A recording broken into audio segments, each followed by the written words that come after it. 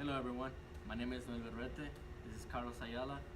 Today I will be presenting to him the Prisoner's Dilemma game, and hopefully he can gain some knowledge out of this. So basically, this is the portrait of the Prisoner's Dilemma. What it tells us is that two prisoners are taken into custody. Each one of them is in a different room, interrogated by a different cop.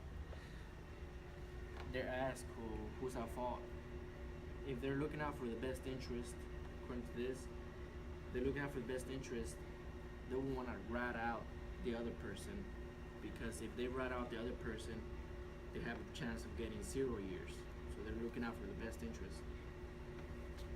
If they both keep quiet, they get the fewest years, but they're not looking out for the best interest. So if they do rat each other out, we come out at this point right here with both of them get 7 years. Both of them looking out for the best interest of themselves. What's so special about this is that if we add those 2 years, amount of years together, that is the highest amount of years out of all of them. Yeah. So what this tells us is that when they're looking out for their own interest, they're actually hurting themselves and the other person. In the real world, if you look out for yourself, you're not helping anybody else. You're hurting everyone around you and yourself. So this can be applied in real world situations. A solution to this dilemma is that we can enforce an external force that will give us rules and enforce them.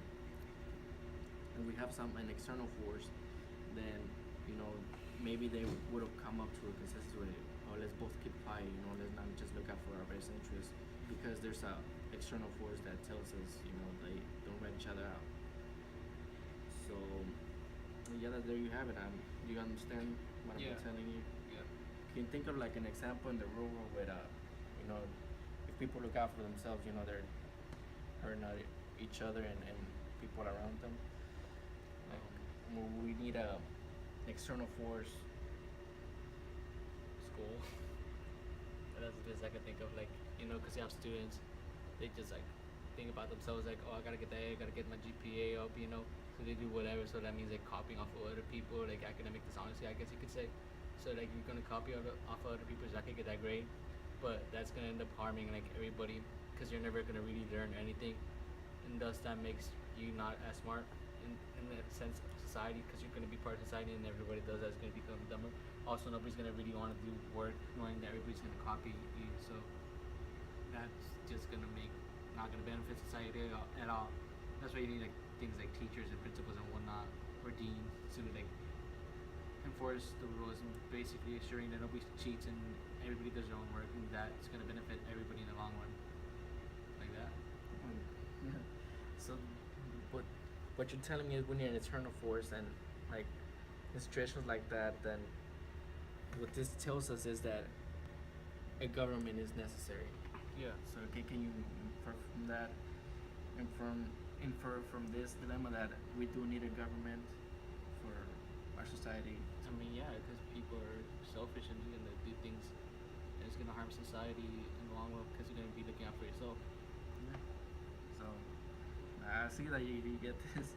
It's kind of it's gonna benefit you more to steal something from the store, but it's not gonna be good for society, because that means nobody's gonna get money, nobody's gonna get paid for anything, so nobody's incentivized to produce things. In the long run, nothing's gonna get done.